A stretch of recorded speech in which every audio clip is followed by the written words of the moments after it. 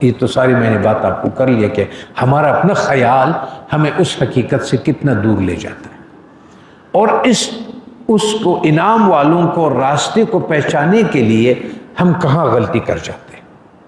اب میں مثال دیتا ہوں، لازمی بات ہے کچھ چیزیں ایسی ہے کہ جس کو اللہ تعالیٰ نے اپنے نبیوں کے ذریعے سے ہمیں پہلے سے اطلاع دے دیتا ہے تاکہ ہم اس پر ایمان لائیں اور اس کے بعد ہم اس کی اچھائی کو اپنا لیں بغیر اس کی کہ اس کی اچھائی آج نظر آئے۔ کسی کو جنت نہیں نظر آتا ہے، کسی کو راحت نہیں نظر آتا ہے، کسی کو کچھ نہیں نظر آتا ہے، لیکن وہ سب کچھ جو کرتا ہے وہ اس لیے کرتا ہے کہ اس نے ایمان اس پہ لایا کہ اچھائی کا نتیجہ بھی ہے اور برائی کا نتیجہ بھی ہے اور کوئی مالک پوچھتا ہے۔ تو اس لیے نبیوں نے دو چیزوں کی خبر دی تھی۔ ہر نبی جب آئے تو انہوں نے کہا کہ آخر زمان میں ایک نبی آئے گا۔ ہر نبی نے اپنی امت کو دجال کے فتنوں سے خبردار کر دیا، کیونکہ شیطان سے شروع ہوا ہے اور دجالیت کے جو رنگ ہے وہ مختلف اوقات میں، مختلف رنگوں میں، مختلف شکلوں میں، مختلف زمانوں میں آتا ہے۔ آپ اس کو فتنہ دجال سے الگ نہ کرے، شیطان سے الگ نہ کرے، نمرود کو آپ فرعون کو شیطانیت سے اور دجالیت سے الگ نہ کرے۔ جس طرح سے آپ نبی کو رسول اللہ صلی اللہ علیہ وسلم، ادھر اللہ تعالیٰ نے فرمایا لا نفرق بین احد من رسلہ، نبی ایک ہے، رسول اور اولو العزم اور ہے، ہمارے نبی سب سے بہتر ہے، تو پھر قرآن تو یہ فرماتا ہے کہ لا نفرق بین احد من رسلہ۔ لیکن جس کام کے لیے وہ آئے تھے، جو دین وہ لے کر آئے تھے، احکامات اوپر نیچے ہوئے، اس کے منسوخ ہوا، اولو العزم آیا، اس نے کیا، لیکن جو اصل بنیادی مقاصد کے لیے نبوت آئی، اس مقاصد تمام انبیاء کا ایک ہے، اس میں کوئی فرق نہیں ہے، کیونکہ وہ ایک ہے۔ وقت اور زمانے کے ساتھ شکلیں، حالات وقت کے ساتھ چینج ہو جاتے ہیں آپ کا۔ اب پھر کیا ہوا، جب رسول اللہ صلی اللہ علیہ وسلم کا آنے کا ہو گیا تو تمام انبیاء کے جو متابعین تھے وہ جس ذرائع سے بھی اس کو کتاب ہوتا تھا اس میں ضرور ان حضرت صلی اللہ علیہ وسلم کا ذکر ہوتا تھا کہ وہ اس طرح تھا، اور لوگ اس کا انتظار کرتے تھے اور اس کو باخبر رکھتے تھے اور اس فتنوں سے بچتے تھے جن کا تعلق شیطانیت والے جنڈے سے اور دجالیت والے جنڈے سے تھے۔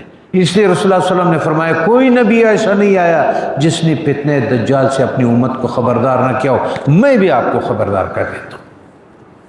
اگر یہ باتیں نہ ہوتی، کیا رسول اللہ صلی اللہ علیہ وسلم جب چھوٹے تھے تجارت کے لیے جا رہے تھے تو کیا جب پڑا ہوا تو عیسائی نے، عالم نے، راہب نے اس کی دعوت نہیں کی؟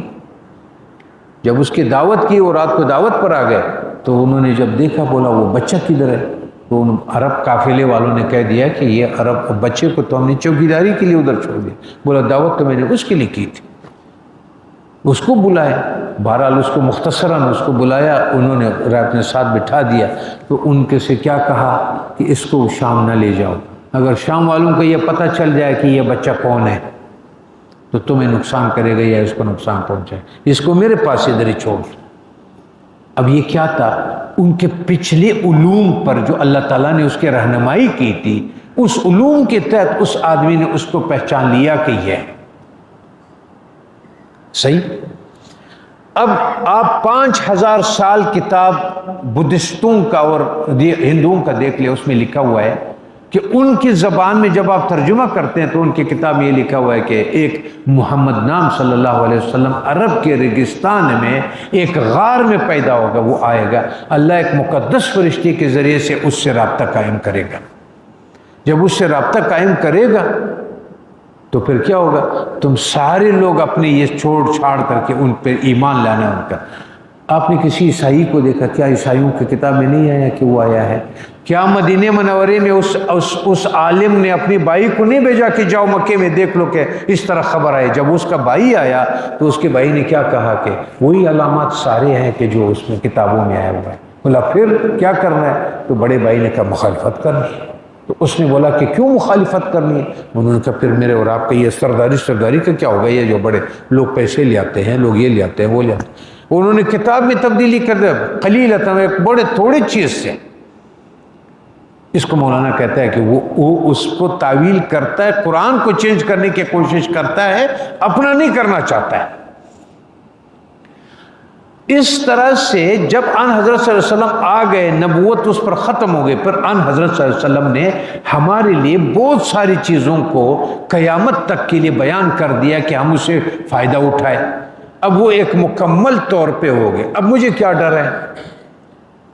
مجھے یہ ڈر ہے کہ ہمارا طریقہ علم، ہمارا طریقہ سوچ، ہمارا طریقہ تعویل، ہمارا عقل مندی اس میں مداخلت نہ کرے جیسا اس میں کیا ان لوگوں نے اپنے کس طرح سے میں آپ کو دیتا ہوں کہ اگر عیسائیوں کی کتاب بھی ہے کہ حضرت محمد صلی اللہ علیہ وسلم نے آنا ہے، احمد نے آنا ہے، آج مجھے بتا دو کہ اس تحقیق شدہ قوم کے ساتھ جو کہتے ہیں ہم آسمانوں پہ چڑھ گئے، کس نے آ کر کے آپ سے یہ کہا کہ میں تو ایمان لایا ہوں کہ محمد صلی اللہ علیہ وسلم احمد وہی ہے جو وہ گزر بھی کیا 1450 سال بھی گزر گئے ان کو، اور 1450 سال میں ایک آدمی آپ مجھے یہ بتا دے کہ جو آپ کی زندگی میں کسی نے یہ کہہ دیا ہو کہ میں نے آ کر کے ایمان لایا، لیکن اس کتاب کو چومیں گے، اس کو تاخچے میں رکھیں گے، اس کا احترام کریں گے۔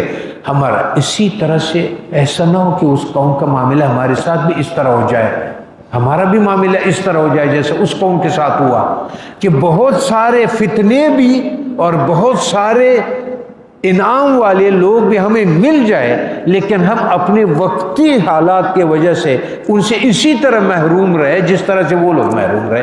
جب آن حضرت صلی اللہ علیہ وسلم آئے تو پھر کیا ہوا؟ ایک دن آپ تشریف فرما ہوئے ممبر پہ، بہت ساری باتیں، لیکن میں مثال کے آپ لوگوں کے لیے کھولنے کے لیے مثالیں دیتا ہوں، اس سے آگے جیسے مولانا کہتے ہیں میں نے آپ کو مثال دے دیا تو اسے سمجھ لیں۔ اس کو سمجھنے کے لیے رسول اللہ صلی اللہ علیہ وسلم نے فرمایا اے لوگوں میرے ان دو انگلیوں میں کتنا فاصلہ ہے؟ تو سب نے کہا یا رسول اللہ ایک ساتھ ہے۔ آپ نے فرمایا مجھے اور قیامت کو اللہ تعالیٰ نے ایک ساتھ بیچا ہے۔ اب اگر کوئی اسکالر صاحب، کوئی پروفیسر صاحب، کوئی علم کی دانائی کا یہ کہہ دے کہ قیامت تو ابھی بہت دور ہے۔ اب دوسری بات میں کرتا ہوں، صحابہ فرماتے ہیں کہ ان حضرت صلی اللہ علیہ وسلم دجال کی بات ہم سے اس طرح فرماتے تھے کہ ہمیں یہ یقین ہو جاتا کہ ہم اس حجرے سے نکلیں گے تو ہمارا دجال کے ساتھ مقابلہ ہوگا، آمنے سامنے ہوگا۔ آپ گھریلو حالات میں دیکھیں کہ جب حضرت عائشہ صدیقہ رضی اللہ عنہا نے اور ایک اور ہمارے امی ام المومنین نے وہ ان کے ساتھ تھوڑا وقت اچھا گزرنے کے لیے ایک مذاق کیا تھا کہ وہ جب آن حضرت صلی اللہ علیہ وسلم نے ان کے حجرے میں جانا تھا تو وہ اپنی حالت کے مطابق وہ اس تیاری میں تھی، تو انہوں نے کہا جب اس کے ساتھ مذاق کرتے، تو اس کو کہا کہ آپ کو نہیں پتہ کیا ہوا؟ بولا نہیں پتہ۔ بولا دجال آ گیا۔ تو بولا میں کیا کروں؟ دجال آ گیا ہوا۔ اس نے کہا اس لکڑیوں کے نیچے گھس، چپ جاؤ۔ وہ اس کے نیچے چھپ گئی۔ جب ان حضرت صلی اللہ علیہ وسلم کے حجرے میں تشریف لائے تو پوچھا، دیکھا کہ وہ نہیں ہے، تو فرمایا یہ کیوں، کدھر ہے؟ تو انہوں نے کہا وہ لکڑیوں کے نیچے، ہم نے اس کے ساتھ مذاق کیا تھا۔ وہ اتنے ذہنی طور پہ تیار تھے۔ لباب یہ ہے کہ 2 مرتبہ حضرت عمر رضی اللہ عنہ نے ان حضرت صلی اللہ علیہ وسلم کے سامنے قسم اٹھائی کہ وہی دجال تھا۔ آپ نے منع نہیں کیا کہ وہ دجال، لیکن آپ دجالیت کی باتیں کریں، آپ کو کتنے پروفیسر اور کتنے دانا لوگ منع کریں گے، وہ بہت دور ہے۔